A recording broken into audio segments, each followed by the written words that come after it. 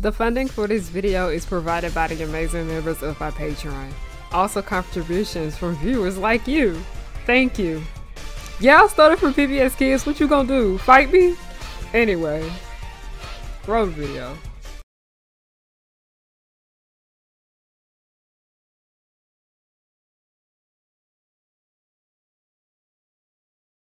What is a swan song?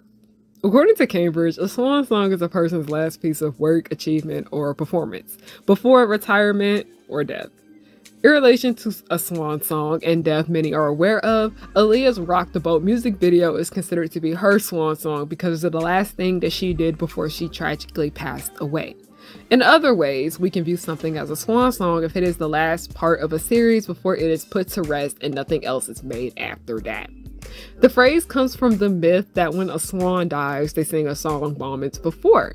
Because we are in reboot and sequel mania right now, the swan song is slowly becoming non-existent in this instance and applies more so now to the end of an era for a franchise before they choose to do whatever the hell they want to do next with it. When it comes to swan songs and its relation to media and not a person, usually they go out with a big bang.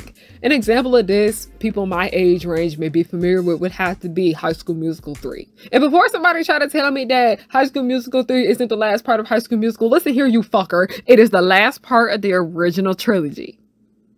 Because of the success of the first two High School Musical films, Disney decided to put the last film in theaters and increased its budget by a lot. And by a lot, I mean millions. You can tell by the way it looks that there was just more money put into it.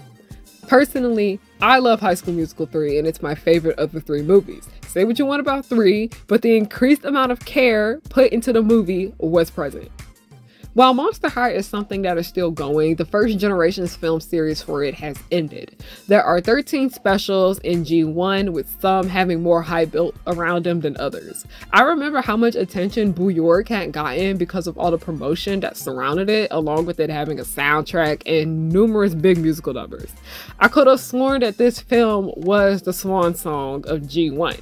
Because it felt more like one, if that makes sense, because of the storyline it chose to go with, and it included them taking a girls trip in one of the most popular cities in the world. But it's not the swan song. The movie that came before it, that's what Boo York is. The first generation of Monster High swan song is actually a film called Great Scarrier Reef. I remember this being on TV and it just like played in the background. I never really cared much for it. You know how I said a series of swan song can go out with a bang? Big bang specifically? They can be very lackluster. I remember rewatching Great Scarrier Reef and I was like, So I rewatched it again a few days ago and it was a bit of a pain to get through after the first 20 minutes. So, what went wrong with this movie? And is it as really as bad as people make it out to be?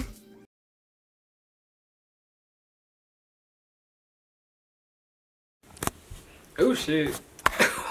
Okay, I literally just started the camera and then I saw how much time was left on it, so we gotta delete some stuff. Give me a second.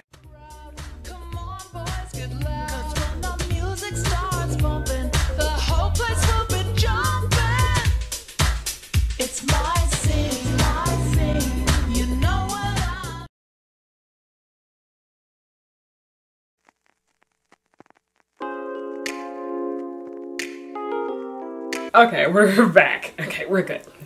Hey y'all, it's Harryana and I'm back with another video. Hi, hello, how are you doing? My name is Harryana and welcome back to The Pirate Ship, also known as Harry Hood's Pirate Ship. I am the captain. You are not my first mate. I don't got no first mate because you want to know why? Nobody's worthy of being the first mate. But hi, hello, how are you doing? My name is Harryana and I like to make content based on nostalgia and family and children's entertainment and all the issues that I find within these spaces. I did this in the last video that I recorded. It might not go up until after this one. I don't know. I'm still trying to figure it out. But this is the look for today. Comment down below, you know who this is inspired by. He's been my new favorite anime man of the week, so this is the look we're doing. I'll take the glasses off so you guys can see it a little bit more, but I really like how this came out, y'all. The lip gloss is a new one from my shop. It's gonna come in the days to come, but I don't know, I'm really digging this because I actually need to go to the store later today. I'm actually gonna walk out the house with this on my face. I mean, I still wear a mask, so people ain't gonna be able to see it, but I don't know.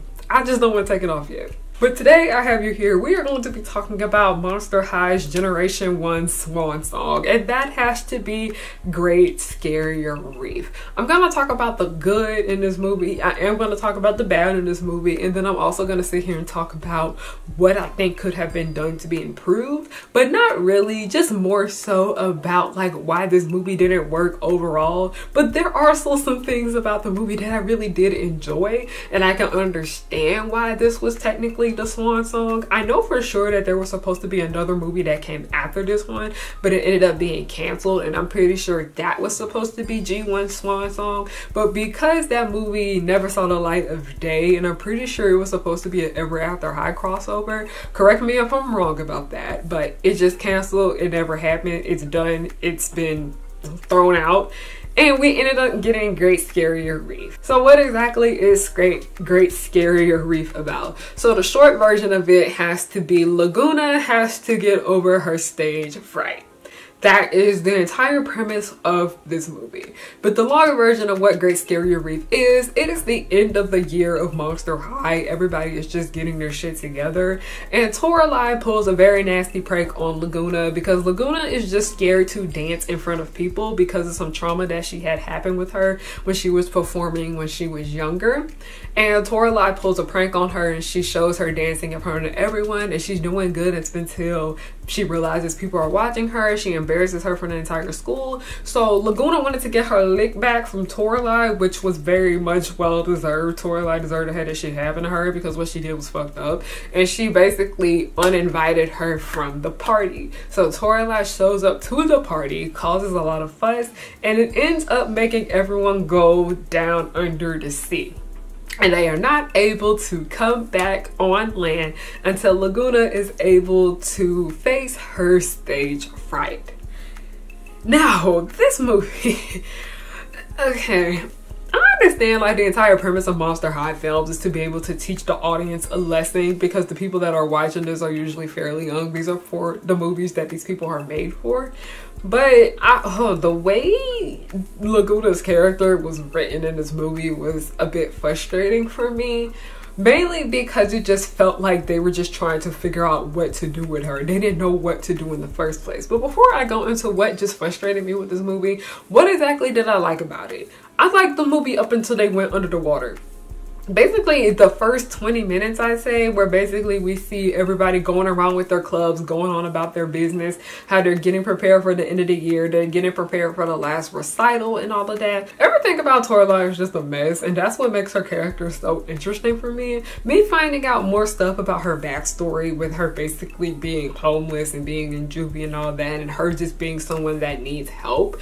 That is something that I enjoyed about this movie, because Great Scarrier Reef can be seen as a Toralei redemption film, and that is why I feel like it is something that shouldn't be necessarily excluded completely when it comes to G1 of Monster High, because we get to see a more vulnerable side of Toralei here, but it was not done well completely. For the most part, this is more of just a Toralei and Lagoona movie. Plenty of the other characters here just feel very much irrelevant. They're just there on the sidelines. The movie is funny at a lot of parts. There are a lot of jokes that don't land, but then there are lots of ones that actually did make me laugh out loud. I also really like the music that was picked for this one just as well. Some of the costume choices I wasn't necessarily the biggest fan of, but overall, Great Scarrier Reef, it works so well up until they actually go down to the Great Scarrier Reef. That is where the problem arises. Okay. Great Scarrier Reef has the runtime of about 70 minutes long, but I really think this movie could have been cut down to about 40 minutes because so much of it is just them trying to figure out how to take up time in this movie. Lots of it was just there for no reason. The movie was going on for about 40 minutes once they went down to the water, and then they were just swimming around and whatnot, and that's literally just what it was. They were just swimming around like nothing was happening. The plot was not being progressed, and because it was just so irritating with them just dancing around the plot to be able to take up time, when we actually started to get to learn more about Lagoona and her family and her past, I just kind of tapped out a little bit because I was just getting really frustrated with the pacing of this movie. I don't want to sit here and say that Great Scarrier Reef felt lazy, but it did once they went down underwater. And I feel like that may have to do with the fact that the writers were struggling a bit with writing a new environment, because usually when it comes to Monster High films, they usually take place in Monster High, or if they go somewhere else, it's very much on land. They didn't really have to deal with an underwater setting for this long until this film. Great Scarrier Reef, I don't even know like where to begin with so many of the issues that I have with it, but the main one just had to do with the pacing. When it comes to the way these Monster High movies look, I don't necessarily judge them super duper hard because they're just given, like, you know,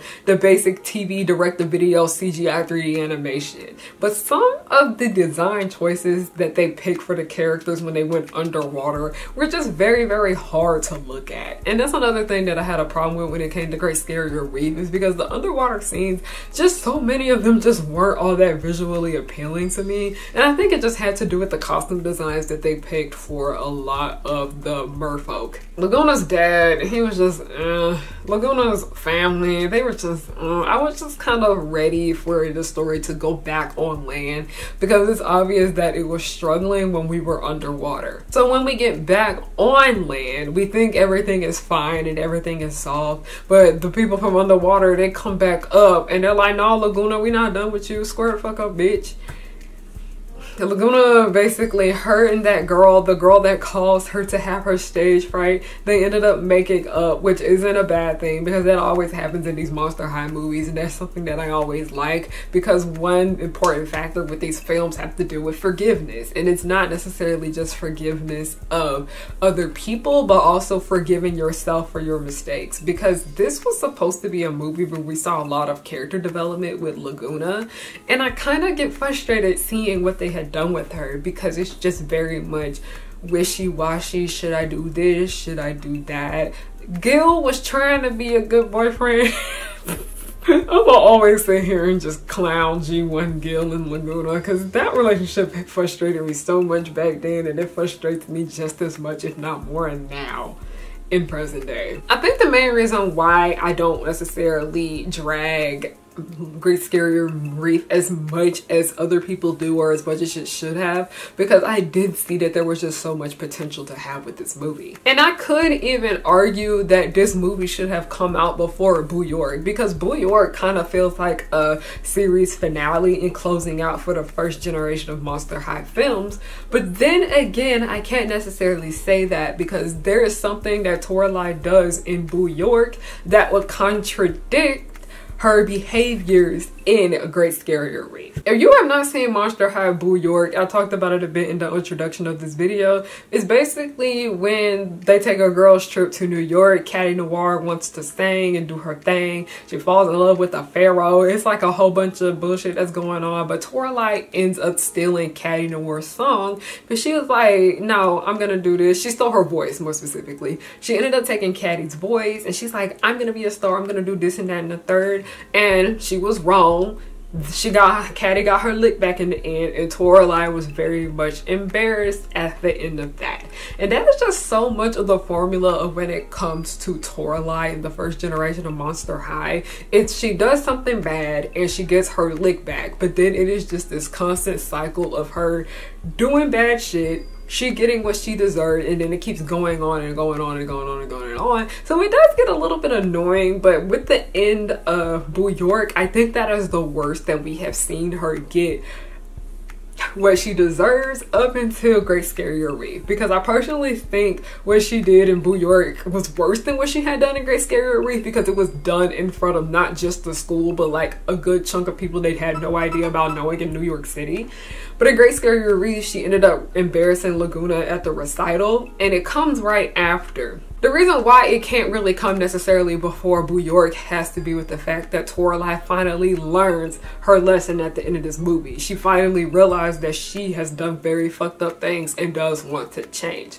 So if we want to close out the first generation of Monster High's arc with that, I think that is beautiful. Toralei finally is fucking growing and developing as a person, but we don't end up getting that satisfaction because It's just a frustrating ass film that just felt like it was dancing in circles to get to the entire point. I know the first Monster High special was only about 20 minutes, and I remember because I used to watch that thing all the freaking time when it came out. I think Great Scarrier Reef could have benefited if it was about like 30 minutes or even like 40 minutes, I say, because I said that the movie could have been condensed down around to that mark, because so much of it just felt like they were just trying to find so much time and space, and Jay just didn't necessarily know what to do with these characters. And because of them having such a hard time of dealing with these characters in this setting, a lot of them just were unbearable. A lot of them were just annoying, and I was just like, no, let's hurry this up. Let's just keep going. It's just kind of frustrating to see how this is technically the swan song of the first generation, because it just went out on such a bad mark. And it reminds me a bit of that horse meme where the horse is drawn beautifully in the beginning, but in the later half it's just very much lackluster. That is just kind of what it's looking like right there at the first gen, and I can't stand that because a lot of shows do fall into that formula. Because I know specifically a lot of people were saying that this is happening with Jujutsu Kaisen right now. They said after the culling game, the horse looks terrible. And there's a lot of series that I can sit here and say this for that I grew up watching, and it's just like once it gets to a certain mark, it just starts to get continuously and utterly bad. Like Pretty Little Liars is a great example of this. Pretty Little Liars honestly got bad when it stopped following the books. I'm just gonna sit here and say that. I don't know. I feel like there's just not much else for me to say about Great Scarrier Reef, because I wanted to like this movie, but I had to remember that I didn't even necessarily care for it that much back then when it was on TV. It was just on in the background as background noise. I used to do nail art.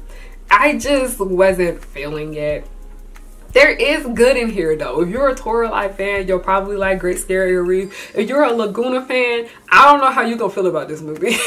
Monster High is a series that I feel like can either suffer a lot when they get out of the Monster High setting, or it helps the story. With Blue York, we saw that it ended up helping the storyline where we got to see them go somewhere else and interact with other people. I also really liked it when they went to London just as well, but this ain't it, chief. It was not it. As I have mentioned before on this channel, that G1 is the generation that I had grown up with, but even though I grew up with it, I will sit here and admit that there are things about it that I just don't like, and that's okay. Because I didn't even like them then in the past, and then there's things about them now that I don't like to this day. But Great Scarrier Reef is a movie that I feel like just gets dragged to hell and back, and I'm like, is it really that well deserved? A tad bit, but there is still some good to the movie. And one thing about me is that I like to try to find a good in a lot of the movies that I end up not liking, or movies that I just end up thinking are terrible, because I know somebody worked hard on that. I know somebody at least tried their best with it. And I don't want to sit here and say that the writers were being lazy with Great Scarrier Reef, because they knew they were towards the end with the first generation of movies, like getting around the end mark. I know it wasn't supposed to be last, but you know, the last thing ended up getting canceled. But they just probably were struggling on what to do with these characters in this setting right here. But maybe they were just kind of struggling with writing for Lagoona, because they had to make an entire movie that just surrounded her and her growth and her character development and her family. Great Scarrier Reef, it needed work. It worked up until like the 20-minute mark, and then after that it just felt like, mind you, this movie was like 70 minutes long. I was drawing a picture of Choso. I finished the picture before the movie was over, and I was like, this still is going on, because I felt like I was drawing him forever, and the thing was just still passing and passing and passing and passing, and I was just like, end please, end please. I'm not feeling it. I'm not feeling it. I'm not feeling it. Yeah, this is pretty much all I have to say. What do you think of Great Scarrier Reef? Have you seen the movie? What are your thoughts and opinions on it? Do you not think it's that bad? Do you actually think that it's good? Do you think the Lagoona deserved a better movie? Do you think Toralight deserved a better redemption film? Let me know down below. Comment. I am just genuinely curious. Thank you guys so much for watching this video. Like I said, if you guys know what this makeup look is inspired by, leave a comment down below. I genuinely, which is, you know, the engagement is very much important for getting these videos pushed out. that's pretty much all I gotta say. Thank you guys so much for watching, and yeah, I wanted to get a few shorter videos out because I need to get listen, bills is due. But also the other 2 longer videos that I had planned, the Megara one and then the one about dead women, will be out before the end of March before I leave. God, yeah, I'm very stressed out, but we gonna be okay. We're gonna be okay in the end. Yeah, I mentioned this already. Very much appreciative. Thank you for watching this video, especially if you watched it with the ads on. I deeply do appreciate that. Have a great day, night, whatever time of the day you chose to watch this video. I'm just thankful you watched it with the ads on. All right, thank you. Goodbye.